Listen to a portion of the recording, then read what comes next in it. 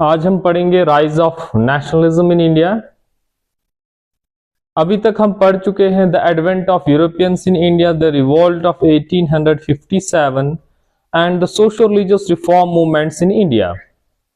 तो अब हम नेक्स्ट टॉपिक पढ़ेंगे the rise and growth of nationalism in India.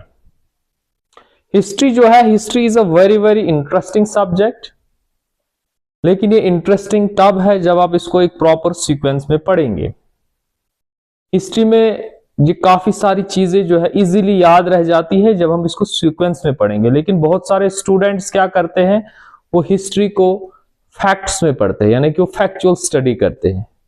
तो इसी वजह से अगर कोई एग्जाम होगा, किसी एग्जाम में वो अपियर होते हैं, से फॉर एग्जाम्पल JK SSB के एग्जाम में अपियर हुए, और मैंने ये देखा कि मैक्सिमम स्टूडेंट्स जो है वो factual study of Indian national movements करते हैं। तो फॉर एग्जाम्पल वहां पर 6 क्वेश्चंस आते हैं, तो 6 में से 3 क्वेश्चन जो है वो नॉर्मल लेवल के क्वेश्चन होते हैं, वो इजीली कर पाते हैं, लेकिन बाकी 3 जो है उनका लेवल थोड़ा सा डिफिकल्ट होता है और उनके लिए प्रॉब्लम्स होती है। मैं ये बात चैलेंज के साथ कहता हूं कि अगर आप लोग जो है सीक्वेंस में हिस्ट्री को स्टडी करेंगे तो आपका JK SSB क्या, किसी भी एग्जाम में कोई भी क्वेश्चन आपका नहीं छूटेगा। यानी कि सीक्वेंस से आपके दिमाग के अंदर एक ओपिनियन डेवलप होता है और उस ओपिनियन के बेस पे आप काफी सारे क्वेश्चंस ठीक करके आते हो।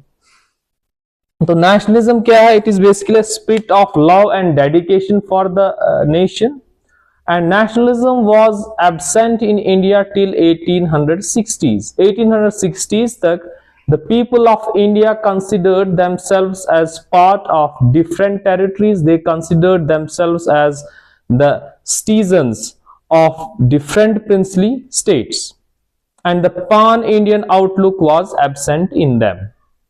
कि outlook of हिंदुस्तान, भारत, ये यहाँ के लोगों में जो है वो एबसेंट था, क्योंकि before the advent of British the Indian subcontinent was divided into number of principalities, और number of principalities, princely kingdoms यहाँ पर वजूद में थे, और लोग जो है अपने आप को आइडेंटिफाई करते थे उन्हीं किंगडम्स के साथ। तो इसलिए यहाँ पर पान इंडियन आउटलुक एब्सेंट था, और ये माना जाता है कि the rise and growth of nationalism in India was the product of British colonial rule in India. तो इसी की वजह से जो है नेशनलिज्म इंडिया में डेवलप हुआ। तो जब इंडिया में नेशनलिज्म डेवलप होना स्टार्ट हुआ तो यहां के लोगों में एक सेंस ऑफ यूनिटी पैदा हुई, जो आगे जाकर एक पावरफुल मूवमेंट में तब्दील हुई।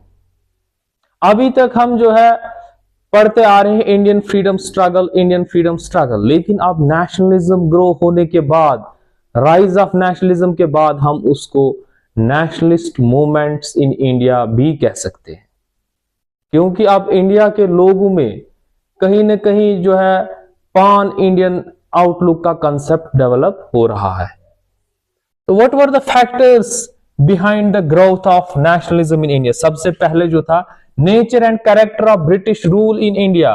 तो ब्रिटिश रूल का नेचर कैसा था? It was colonial in nature. तो ब्रिटिश रूल इंडिया में जो है इनका मेन मकसद था टू मेक प्रॉफिट, और प्रॉफिट बना के जो है वो जो पैसा है या जो वेल्थ है उसको कहां भेजना है? अपनी मदर कंट्री में भेजना है, यानी कि इंग्लैंड उसको भेजना है। तो बहुत सारे तरीकों से उसको भेजा जाता था, जो दादा भाई नौरोजी ने जो है अपनी ड्रेन ऑफ वेल्थ थ्योरी में जो है अच्छे से बयान किया है। और यहां पर जो है the British rule was authoritarian as well as exploitative. तो एक्सप्लॉइटेशन से क्या हुआ? It resulted in the strong resentment among the masses, क्योंकि हर किसी की एक्सप्लॉइटेशन हो रही है, हर किसी सेक्शन ऑफ सोसाइटी या क्लास ऑफ सोसाइटी की ये एक्सप्लॉइटेशन हो रही है, उसकी वजह से जो है लोग एक दूसरे के नजदीक आ गए और उनके अंदर एक सेंस ऑफ यूनिटी डेवलप हो गई, and they started the resentment against the British rule. Political and administrative unity जो है ब्रिटिश रूल ने इंडिया को प्रोवाइड की। पहले यहां पर जो है यहाँ के लोग जो है, यहाँ के बाशिंदे, they considered themselves as part of different princely states, लेकिन अब क्या है, कहीं ना कहीं ब्रिटिश इंडिया एम्पायर वजूद में आ रही है, डॉक्ट्रिन ऑफ लैप्स हमने पढ़ा, डॉक्ट्रिन ऑफ मिसगवर्नेंस हमने पढ़ा, and through various wars and battles the Britishers developed a big British Indian empire in India. अब वही लोग जो डिफरेंट प्रिंसली स्टेट्स के बाशिंदे हुआ करते थे, अब वो सारे के सारे जो है ब्रिटिश इंडियन एम्पायर के सिटीजन्स हैं। वो इससे जो है उनके अंदर एक यूनिटी डेवलप हुई, क्योंकि वो सारे के सारे सिटीजन्स जो है एक जैसी प्रॉब्लम से जो है वो जूझ रहे थे। Next, British developed communication and initiated educational reforms. जो कम्युनिकेशन ब्रिटिशर्स ने डेवलप किया, रोड्स एंड रेलवेज, उसकी वजह से क्या हुआ, इसने एक प्रॉपर प्लेटफॉर्म दिया इंडियन नेशनलिस्ट मूवमेंट को, एंड इनिशिएटेड एजुकेशनल रिफॉर्म्स जैसे कि विलियम बेंटिक एंड लॉर्ड मैकाउले ने मॉडर्न वेस्टर्न एजुकेशन यहां पर स्टार्ट की। तो मॉडर्न वेस्टर्न एजुकेशन की वजह से क्या हुआ, यहां पर एक न्यू क्लास डेवलप हुई, यहां पर जो है मॉडर्न आइडियाज प्रोपोगेट हुए इंडियन मासेस में, जिससे क्या हुआ कि जिससे वो लोग जो है अपने राइट्स के बारे में अवेयर हो गए। Role of social religious reform movements. तो सोशल रिलीजियस रिफॉर्म मूवमेंट्स ने क्या किया, they provided socio cultural unity to the Indian masses. तो social religious reform movements were based on certain social issues, social ills को eradicate करने के लिए liberal ideas थे इसके, रिवाइवल ऑफ पास्ट। तो इससे क्या हुआ, कहीं ना कहीं लोग जो है एक कॉमन प्लेटफॉर्म पर इकट्ठे हो गए। Role of press. तो प्रेस ने क्या रोल प्ले किया, तो press helped in the propagation of modern ideas among the Indians and highlighted the ongoing exploitation in Indians. Indians को किस तरीके से एक्सप्लॉइट किया जा रहा है, ये प्रेस के थ्रू जो है ये हाईलाइट किया गया। And when it reached to the different corners of the empire, तो लोगों के अंदर एक रिसेंटमेंट पैदा हुई, and they started the nationalistic movements against the foreign rule. Role of middle class. The role of middle class, it was a new middle class which emerged, which was the result of the new politico-administrative system of British government.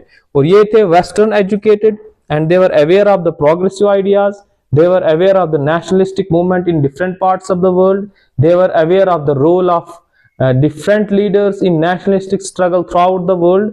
उसकी वजह से क्या हुआ कि इनके अंदर भी leadership qualities develop हुई, and they started leading the nationalistic movement in India. Indian National Congress, it provided common political platform, और racial discrimination की वजह से क्या हुआ, एक feeling of national humiliation Indian masses में हुई, and they started joining hands with each other against the foreign rule. और यहाँ पर हम देखेंगे कि almost every section and every class of Indian society was affected by the exploitative nature, authoritarian nature, colonial nature of the British rule, और जिसकी वजह से जो है उन्होंने ज्वाइन किए hands to free themselves from the foreign yoke, to free themselves from foreign rule. तो अब अगर हम इन सब चीजों को सम अप करेंगे तो हम इस नतीजे पे पहुंचते हैं, इस कंक्लूजन पे पहुंचते हैं कि nationalism in India was the child of British Raj, but that child was unwanted and the parents were against it.